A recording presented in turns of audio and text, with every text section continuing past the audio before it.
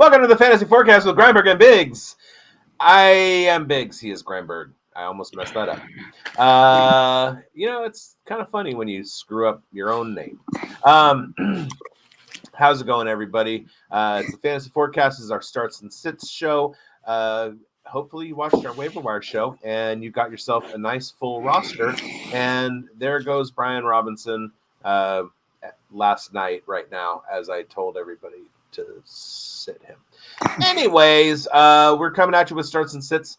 Tomorrow we're going to have our injury show, and then Sunday, breakfast with bigz. That's a starts and sit show that you can hang out with me. I will share a recipe. We can share shenanigans, and it's all fun. That's the Fantasy Forecast coming at you 4 days a week. Also, don't forget to check in with our live stream on Thursday nights after Thursday Night Football. It's Points After Thursday, and there's only like 7 weeks left of it, which is kind of nuts.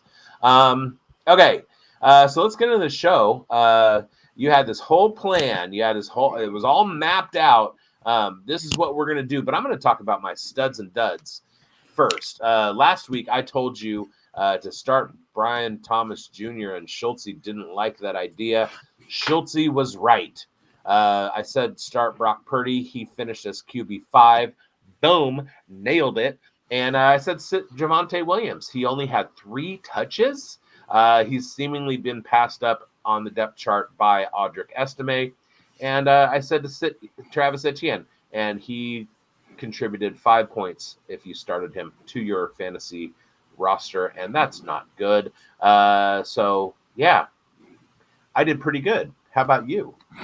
I also did pretty darn good there, bigz, this week. So I told everybody, okay, I was pulling up the stat sheet here. Okay, I told everybody to start Tyrone Tracy, and we all know what happened there. He had a nice day, over 100 yards and a touchdown.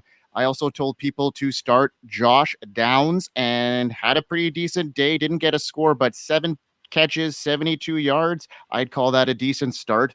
And DJ Moore was a sit for me, and he went 3 for 24. So not a great day for DJ Moore whatsoever. And my last sit was I told everybody to sit Tony Pollard, who wasn't great on the ground either. 9 for 44, 4 for 19 in the air. So in PPR leagues, could have salvaged an okay day there, but all great calls on our behalf there, big. So let's go. Let's get into week 11 here. And my first start is going to come as a surprise to many, maybe to bigz, because he has a hard time predicting. We all do, the Chiefs offense. But in this week, I'm trying to predict this, and here's how it's going to go. Deandre Hopkins, I think they're going to need him in this game. This back and forth battle between the Bills and the Chiefs over the last couple of years, we know how these games turn out. They never end in a blowout. They're always back and forth. So I think Hopkins is positioned to be a key player in this critical AFC matchup. Here is why I think that Hopkins is the undisputed wide receiver 1, leading the team in targets despite a quieter performance last week. He's been targeted at least 5 times in the last 2 games in his first games in Kansas City. Hopkins has scored at least 1 touchdown in each of his last 2 games, and Mahomes has thrown 10-plus targets Hopkins' way in each of his games. So in a game, I know it's a tough matchup against the Bills, but I think the chemistry that Mahomes and Hopkins has created and the volume in this offense makes him a low-end wide receiver 2 with the upside, just like in that Bucs game where I think they're going to use him very similarly. When the Bucs and the Chiefs played on Monday night, back and forth type battle, I think it's going to be a very similar game and a very similar game script. And when the game is on the line, Patrick Mahomes is going to be looking for 2 guys, Hopkins and Kelsey. Fair enough. That's the only reason, and it's tough to predict these wide receivers there. I know you're against it, and it's a tough one, but I just think that's my call this week. I'm going bold. And the experts have Kelsey as tight end 1 this week, and I dropped him down a little bit to tight end 3. Oh, no. Simply because it's going to be a tough matchup. Points are going to be hard to come by. The the Bills defense is good. The Kansas City Chiefs defense is good. And both offenses are very, very methodical, and they game plan very well. And so it's going to be a chess match, basically.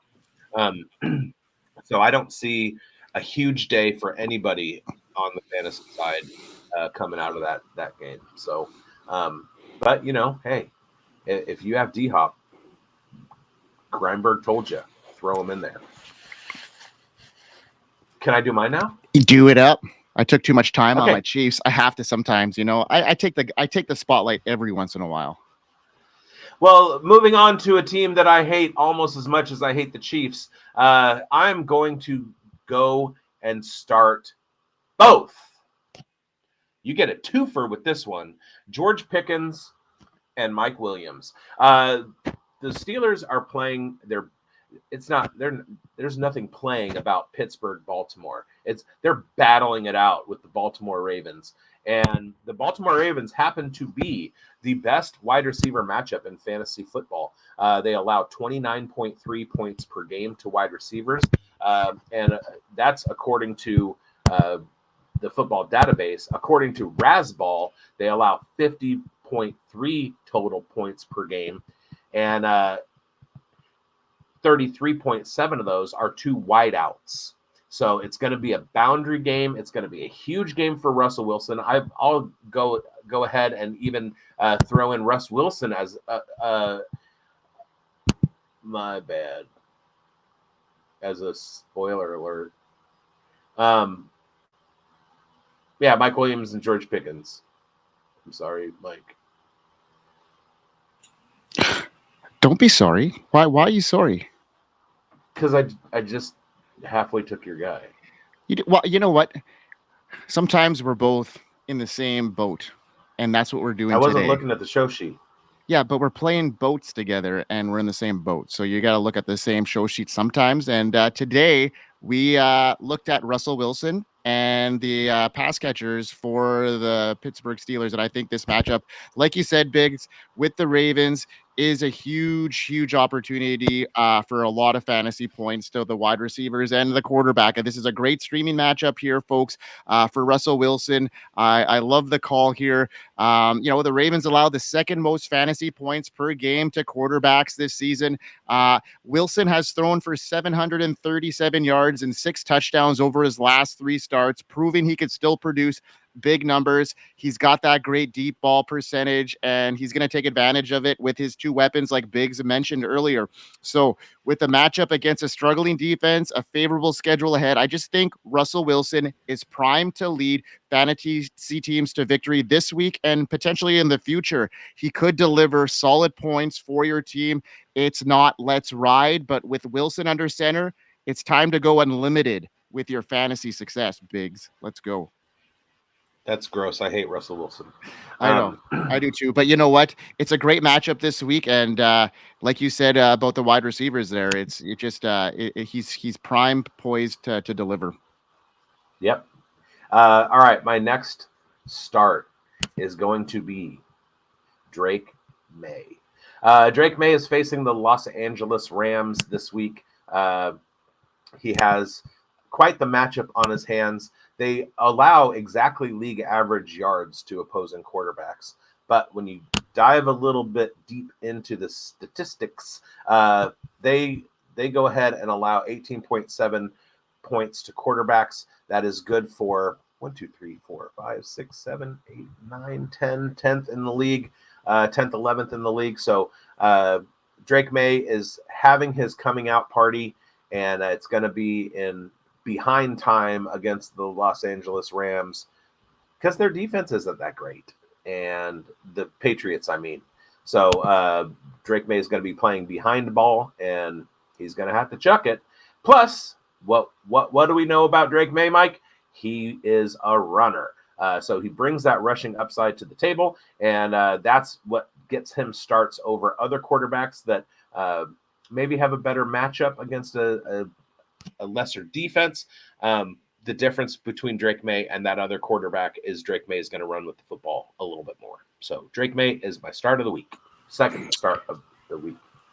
So How do you see this wide receiver room starting to play out? I got Keyshawn Butte as a kind of a sneaky sleeper this week in this offense. What are your thoughts on the wide receivers? Are they gonna? Is there somebody that is gonna finally kind of maybe emerge in this offense for them?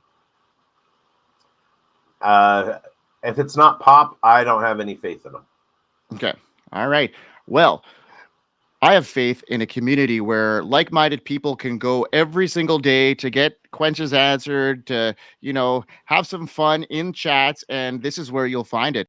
We are here. We are here. FantasySportsAdvice.com, offering the best fantasy sports social media platform. Why join endless Discord communities or the trolls of Reddit? Fantasy Sports Advice is a community designed to help you win with 24/7 support. Go to FantasySportsAdvice.com and become a pro member for unlimited access. Again, go to FantasySportsAdvice.com today. Thank you, Dan Mater. Appreciate you. Yeah, man. Okay, Biggs, sit time. Start us off. Oh, okay. I have a sit guy that I picked to sit, and that is Sam Darnold. Sam Darnold has had a pretty good season. The problem is this week he goes against the Tennessee Titans. They are very good against the passing game, and I just don't think that Sam Darnold is going to have a great game trying to play against Tennessee. They only allow 18.3 points. Well, pretty similar to the Rams, but they allow fewer yards to quarterbacks than the Rams do. So it's a worser matchup for Darnold, and I don't like it. Yeah, I don't like that matchup either. So yeah, definitely. Plus, Tennessee is really good, and if Aaron Jones gets loose, or Darnold has a couple touchdowns throwing early, it's the game script isn't going to be great for Darnold to be throwing for 400 yards or whatever. Yeah, their offensive line hasn't been playing very good, and they haven't given it much time either. So I agree with that call quite a bit here, Biggs. That's a tough matchup for sure. So my sit here is a key player for the Jaguars, and that's Travis Etienne. But headed into this week against the Lions, I think he's just better off on your bench. This tough matchup against one of the league's best defenses in a sputtering offense in Jacksonville, Etienne is just a rough outing. The Lions defense, they allow the 7th fewest fantasy points per game to opposing running backs. The rush success rate, the Lions have the 5th best defensive rush success in the league. They have the lack of pass game involvement. Etienne had just 1 target for negative yards in week 10. The volume, but low yards, and also the Jaguar struggles, and we're not sure what's going to happen. Trevor Lawrence hasn't been ruled in or out yet, but it's not looking great. There's a tough defensive matchup with minimal pass involvement and an offense that can't seem to get anything going. Etienne is a risky start. Yeah, I everywhere that I have the ability to sit him, that's what I'm doing. Next year, Jags, we'll catch you on the flip side, and you'll do good for us next year. And just like Marcus pointed out on the injury show 2 weeks ago, there's still quite a bit of value in Travis Etienne long term. I think especially in Dynasty, because he's a young guy, so he could be on a new team next year with ample opportunity. Yeah, that's why I didn't trade him away in my Dynasty rebuild that I did today. All right, and my next sit is going to be, well, let me just break it down like this. If you're looking at putting a running back into your starting lineup, and the team that he's facing is going to tell you, hey, he's going to get 52 yards rushing, he might add 28 yards receiving, he has a 30% chance of scoring a touchdown on the ground and a 0% chance in the air, and he's likely going to wind up around 8.6 points. you wouldn't be very eager to start him. Well, that is the case for James Cook going up against the Kansas City Chiefs, because the Kansas City Chiefs are the best defense against running backs in fantasy football in all of the NFL. Those numbers I gave you are scary. They've allowed 77 total points to running backs over the course of 9. They're 10-0, right? 9-0. 9-0. 9 games, 77 points, 8.6 points per game. That's not good. They're among the league leaders they're middle of the pack in allowing receiving yards to running backs, but they're very much the leader in not allowing rushing yards or touchdowns. So I guess the Chargers have allowed fewer touchdowns on the ground, but yeah, don't play your running backs against Kansas City. And this week, that's James Cook. Absolutely. Yeah, you can't go wrong with sitting a running back against Kansas City. They're formidable for sure. All right. My sit this week is Tony Pollard, and he didn't have a great showing last week. He was one of my sits last week, so I'm going back to the well. He is set up for another tough day on the ground. Pollard has been limited to just 29 snaps in his last game. It's a clear sign that foot injury is still affecting his workload. The Vikings defense ranks 4th fewest in fantasy points allowed to running backs. Minnesota only gives up 3.5 yards per carry this season. Pollard is averaging just 3.9 yards per carry, which is concerning. And last 3 weeks, Pollard has failed to break 15 fantasy points. And to mention, Tajay Spears came in last week out of his injury, looked okay, and I think he's going to get more opportunity. So given that combination of Spears emerging it back, Pollard's injury, Minnesota's dominant defensive line, and his recent struggles, Pollard is just better left on your bench this week. Yep, I had him in our other show. Pollard is a no-go. Yeah. I got bars that rhymed. Well, hey, everybody, go ahead and watch all of our shows all week long. Our waiver wire show Tuesdays, me on Queen's Ransom with Amber on Wednesdays, Thursday night, Points After Thursday. Friday, we got our Starts and Sits show. Saturday, we've got our injury show. And Sunday, Breakfast with Bigz. That's 6 days a week that we're throwing content at you from the Fantasy Forecast Studios. Because we love you and we hope you win. Yeah, exactly. And remember, always follow us on the Fantasy Sports Advice Network on the website there. We got a lot of action happening daily, and Bigz will be back tomorrow with the injury show. So peace out, everybody, and we'll see you there. Marcus will be here too. So let's go, folks. Bye. Bye. We are here. FantasySportsAdvice.com, offering the best fantasy sports social media platform. Why join endless Discord communities or the trolls of Reddit? Fantasy Sports Advice is a community designed to help you win with 24/7 support. Go to FantasySportsAdvice.com and become a pro member for unlimited access. Again, go to FantasySportsAdvice.com today. All right. All right. Well, I'm going to end the show now.